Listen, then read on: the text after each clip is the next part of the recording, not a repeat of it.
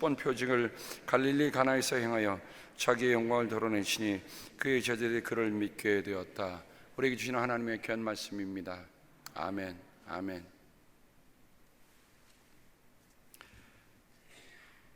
요한복음에 보면 7개의 7가지의 예수님을 드러내는 표징이 기록되고 있습니다. 세메오온이라고 하는 이 말은 마크란 말도 되지만 사인이라는 말도 됩니다. 사인이라는 말은 뭡니까? 어떤 일이 분명히 보여주고 사람들에게 알리는 특징을 가지고 있는 것이 사인입니다. 7가지 표징 가운데 가나의 혼인잔치가 요한복음에 제일 먼저 기록이 되고 있습니다. 이것이 무엇을 의미할까? 저는 이번 선교를 다녀오면서 제가 선교를 간 몽골 선교의 처음의 일이 가나의 혼인잔치처럼 칭글대의 혼인잔치였습니다. 그리고 묵상해 보니 예수님의 제자였던 사도 요한은 예수님의 선교의 시작을 혼인잔치로 시작하고 예수님이 전국적으로 마지막 잔치를 혼인잔치로 하고 있음을 알게 되었습니다. 달리 말하면 혼인잔치가 예수님이 우리에게 구세주로 오신 소중한 사인이요, 전국적으로 우리가 신랑 되신 예수님께 어린 양의 혼인잔치에 우리가 다 초대받아야 할 사람인 것, 그러니까 우리가 그 혼인잔치에 들어가야 한다는 것이 역사의 종국임을, 역사의 클라이맥스인 것을 우리에게 알려주고 있습니다. 유대인들에게 있어서 혼인잔치는 참으로 소중한 잔치입니다. 유대인뿐만 아니라 모든 세계 사람들이 혼인은 인생의 통과 의례 가운데 하나입니다. 여러분, 통과 의례라고 하는 건 뭡니까? 그 과정을 지나가면서 뭔가 새로운 것이 전개된다고 하는 것입니다. 저는 몽골인인 나란바타라와 뭉구체책의 결혼을 집례하면서 이들에게 인생의 새로운 시작이 시작되고 있음을 함께 알 수 있었습니다. 그러니 칭글대의 혼인잔치는 하나님께서 몽골 선교에게 새로운 시작을 알린다고 하는 하나의 사인이요, 하나의 신호라 저는 그렇게 받아들인 것입니다. 오늘 그러면 이걸 보면서 그러면 이 혼인잔치에서 도대체 무슨 일이 있었는가? 첫 번째로 선교는 예수님의 초대입니다. 선교는 예수님께서 우리를 부르신 그 잔치에 우리가 함께 동참하는 겁니다. 다른 여느 잔치와 가나의 혼인잔치가 구별되는 이유가 뭡니까? 다른 모든 사람들의 결혼잔치와 왜 가나의 혼인잔치가 성경에 기록됐습니까? 이유는 하나입니다. 예수님이 그 잔치에 계셨다는 것입니다. 선교는 우리의 능력이나 우리의 힘으로 하는 것을 넘어서 예수님이 하시는 일에 대한, 예수님의 초대에 대한 우리의 응답인 것을 우리가 필히 알아야 합니다. 달리 말하면 선교할 때 예수님이 그 안에 계시다는 것을 늘 인식하고 시작해야 합니다. 이거는 우리의 선교뿐만 아니라 모든 신앙과 모든 결단에 있어서 필히 적용되어야 할 말씀입니다. 내가 지금 결정하는 모든 일에 예수님이 계신가? 내가 행하는 모든 일에 예수님이 계신가? 예수님이 계시는 것과 계시지 않는 차이가 뭡니까? 그 다음에 나옵니다. 선교가 예수님의 혼인잔치요, 예수님의 초대이지만 또한 동시에 선교는 예수님의 표적이지만 어떤 일이 일어납니까? 여러분, 혼인잔치에 포도주가 떨어졌습니다. 이거는 말도 안 되는 일이 일어났다는 겁니다. 있을 수 없는 일이 일어난 거예요. 여러분, 한번 왜 포도주가 떨어졌을까? 여러분 한번 생각해 보십시다. 그 자리에 모인 사람들이 갑자기 많이 왔을까? 아니면 포도를 담아놨던 그 독이 깨졌을까? 여러 가지 이유가 있을 법한데 그 이유에 대해서는 요한복음은 침묵을 지키고 있습니다. 그러나 우리는 이것을 하나는 생각해 봐야 돼요. 여러분, 혼인잔치라고 하는 것은 유대인의 가장 좋은 축제, 인생의 가장 아름답고 가장 기쁜 그 순간인데 곤란한 지경을 만나게 됐다는 거예요. 여러분, 혹시 이런 때는 없었습니까? 야, 내 삶이 정말 잘 나가서 좋다고 하는 순간에 갑자기 느닷없이 닥친 예기치 않은 일이 내게 벌어졌다. 여러분, 그 문제를 어떻게 푸시려고 합니까?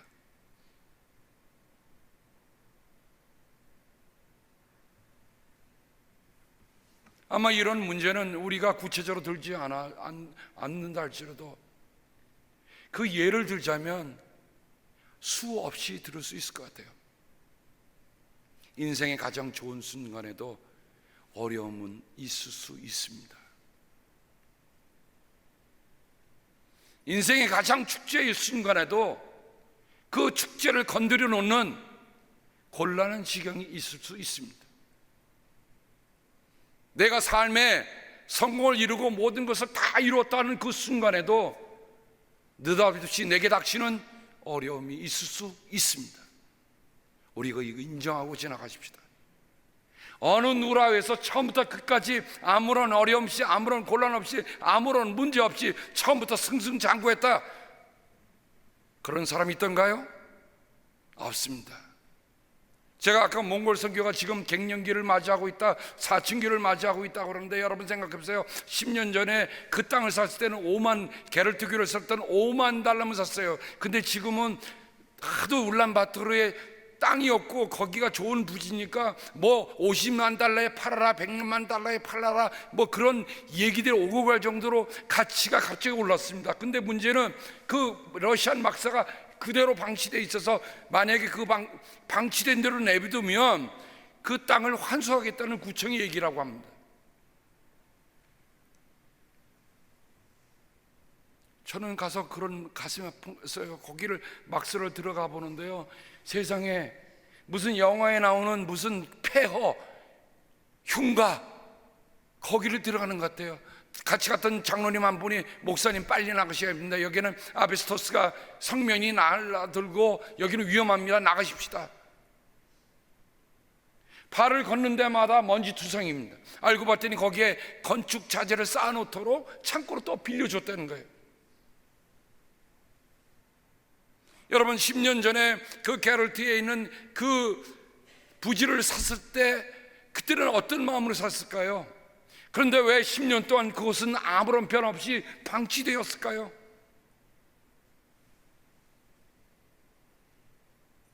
우리의 삶의 모습에도 이런 모습은 있습니다. 분명히 기쁘다고 샴페인을 터뜨린 게 엊그저께 같은데 갑자기 느닷없이 닥치는 어려움에 우리의 삶이 오도 가도 못하는 그런 상황 속에 있을 때가 있습니다.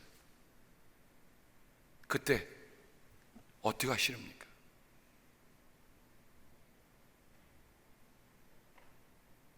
오늘 말씀해 보면 예수님의 어머니 마리아가 예수님께 문제를 들고 옵니다. 예수님이 너무 박절하게 얘기합니다. 여자여, 그게 나와 무슨 상관이 있습니까? 내 때가 아직 오지 않았어. 그러자 마리아는 이렇게 합니다. 종들에게 얘기해서 이분이 시키는 대로 하세요. 키가 여기 있습니다. 우리가 어떤 결정을 하고 우리가 어떤 행동을 취하는 게 아니라 예수님이 시키는 대로 하세요. 이 말 한마디가 예수님의 행동을 일으키게 하는 첫 사인을 보내준 사인이 되었다는 것이죠. 정말 우리의 마음에 예수님이 시키는 대로 하는다는 그런 마음이 우리에게 있습니까? 저는 이번에 선교 다니면서 철저하게 그걸 깨달았어요. 철저하게 깨달았어요. 둘 중에 하나다. 예수님이 시키는 대로 하든지 아니든지.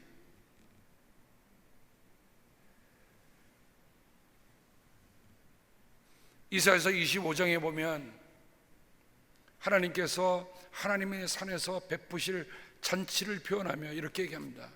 하나님께서 이곳에 모든 민족을 불러 모아 기름진 살코기와 잘 익은 포도주로 잔치를 베푸실 것이며 저희들의 수위를 찢어버리실 것이다.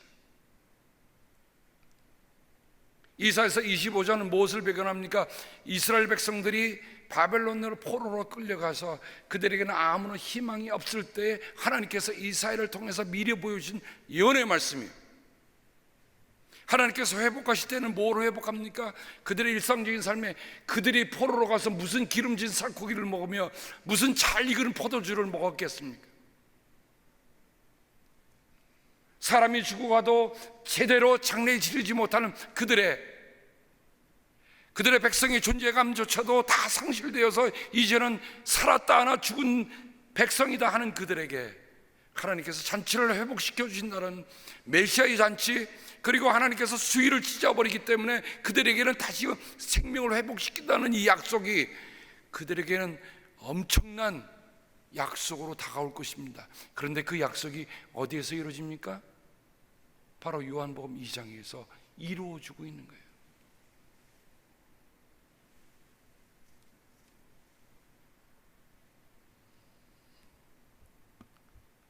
(12세기) 징기스칸은 40여 개국을 정복하면서 대몽골 제국의 영화를 누렸습니다.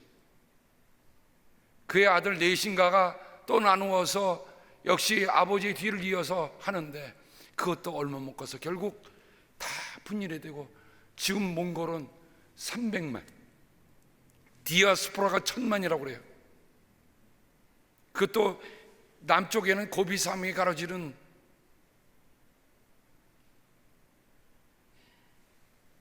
몽골을 깨울 수 있는 힘이 뭘까? 몽골의 영화를 다시 돌려준다는 게 뭘까? 저는 말씀을 보면서 몽골에 돌려줄 것은 이제는 예수가 희망이라는 것, 예수만이 그들에게 생명이라는 것. 그래서 유로로 가는 나란바트라와 뭉치체책 이런 젊은 사역자들이 참으로 그렇게 존경스럽고 사랑스러울 수가 없었습니다. 제가 떠나기 전에 새벽기도에 이 새로운 사역지로 떠나는 이 젊은 내를 위해서 그들에게, 여러분 나란바트르는 얼굴 보니까 참으로 고생하며 자란 것 같아요. 뭉크체책은 토실토실한데 나란바트르는 나이가 31살밖에 되지 않은데 나이가 40 넘은 사람처럼 보이더라고요. 왜 그렇습니까? 어머니 돌아가셨죠. 아버지도 보니까 정말 그 어디 저기 이북에서 오신 저희 아버지 고향분 같이 보이더라고요. 그런데 왜 그들이 다른 거 다 내버려 두고 선교를 갈까? 왜 다른 거 다 내버려 교회 개척을 하러 갈까?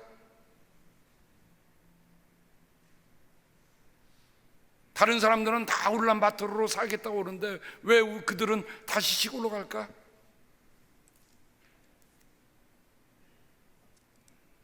뭐를 선물로 하면 좋겠습니까? 나란바토르가 어렵습니다. 목사님, 아까 제임스 조 선교사님이 제게 부탁을 해왔어요. 집 한 채 사주셨으면 좋겠습니다. 게르.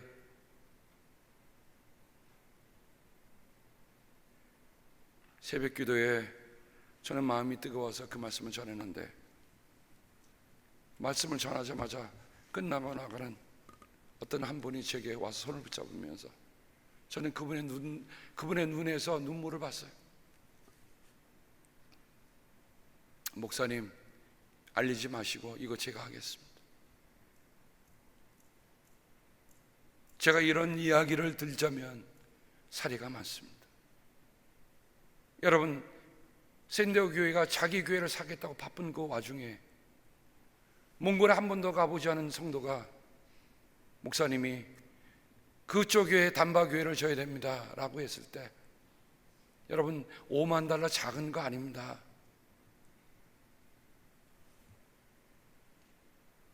뭐가 없습니까? 변화된 마음 없이는 아무것도 일어날 수 없습니다. 물이 포도주가 되었다는 말은 무엇을 의미합니까?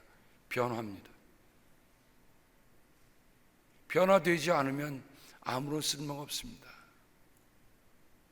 오늘 우리에게 주님은 변화된 삶으로 우리를 초대하십니다. 물을 변화해 포도주로 만든 것은 제3의 물체가 변화됐다는 그것만으로 끝나는 것이 아닙니다. 오늘 우리의 삶이 그리스도와 함께 할 때, 그리스도의 말씀을 듣고 그분이 시키는 대로 우리 할 때, 그분의 말씀에 우리가 적극적으로 순종할 때 우리의 삶에 어떤 변화가 오는가? 바로 그 변화입니다. 변화가 온 이후의 삶은 무엇을 의미합니까? 분명히 얘기합니다. 보통 사람들은 가면 별로 안 좋은 걸 내놓는데 당신은 갈수록 좋은 것을 내놓습니다. 사랑하는 여러분, 그리스도가 우리를 변화시켜서 살아가는 삶은 질이 떨어지는 삶이 아니에요. 가다가 낙심하는 삶이 아니에요. 갈수록 더 좋은 하이 퀄리티, 인생을 퀀티티로 살아가는 것이 아니라 하나님께서 우리에게 주신 하이 퀄리티. 저는 오늘의 그리스도인들이, 세상 사람들이 볼 때, 야, 저분은 연세가 들었는데 어쩌면 저런 모습이 나타날까? 이번에 선교하면서 다른 팀들을 놀라게 했던 이유가 뭡니까? 우리 교회 연장자들이, 우리 장로님들 가셨잖아요. 선교는 다 젊은 사람이 오는 자리인데 어떻게 라구나 힐스 교회는 이렇게 연장자들이 오십니까? 이분들이 보고 놀랐어요. 보고 놀라서 제가 몽골 선교회 갑자기 부회장으로 그 자리에서 당락 져졌습니다. 없던 자리가 생겼습니다. 왜 그랬습니까? 도대체 라구나 힐스 교회 성도님들, 장로님들 어떤 분이 계시길래 저 목사님이 저런 분들을 모시고 올까? 근데 그분들이 하는 걸 보면, 야, 이게 다르구나. 가는 곳곳마다 뜨거운 마음으로 그들을 위해 기도하고 선물을 전하고 그들을 위해 한 그 모습들을 그들이 가만히 있을 수가 없다. 여러분, 직책이 그냥 주어진 겁니까?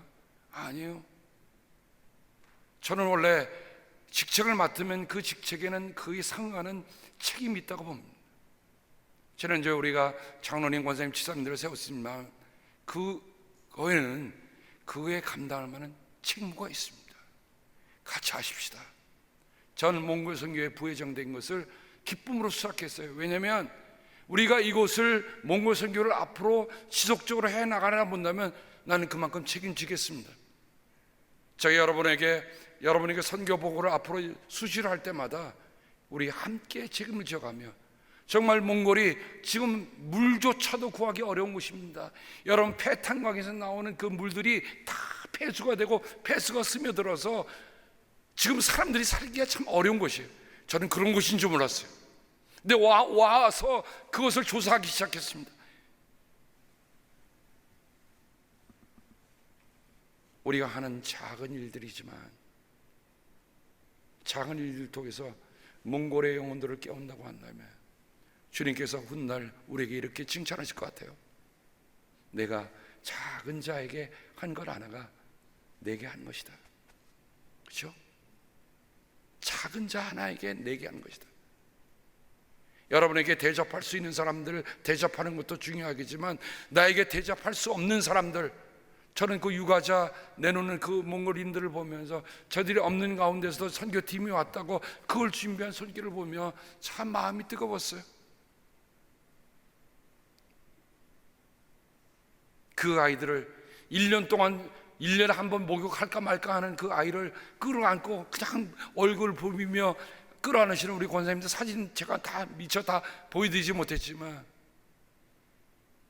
한 번도 만나보는 없는 그 아이들을 끌어안는 우리 권사님들 모습을 보면서 제가 마음에 얼마나 감사했는지 몰라요.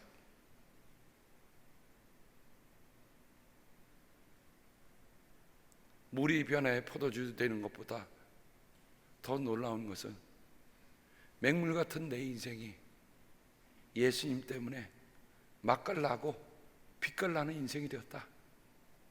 아멘. 저는 우리 모든 성도들이 다 그러길 바랍니다. 야, 저번에 예수님 만나더니 인생의 맛이 달라졌어. 인생의 멋이 달라졌어. 그 예수님이 계시기 때문에 우리의 삶이 혼인잔치인 거예요. 혼인잔치에 초대받았는 그분이 이제는 혼인잔치를 베풀며 우리를 초대하고 계십니다. 마지막에 우리가 그분의 거룩한 신부가 되든, 우리가 그분의 거룩한 손님이 되든, 우리가 그 잔치에 들어가서 함께 나눌 징글데이 혼인잔치는 바로 21세기에 주님께서 제게 보여주신 가나의 혼인잔치였습니다. 그곳에 함께 동참한 여러분들이 계시기에 그 잔치가 풍성했습니다. 그 잔치가 그렇게 고마웠어요. 저는 주례를 하면서 속에서 나오는 뜨거운 눈물이 있었습니다. 비록 말은 통하지 않는다 할지라도 마음과 마음이, 나중에 나란밭 들어가 목회자 교육에 오는데 저를 보고서 쎄 웃으세요. 뭔가 계면적인 웃음처럼.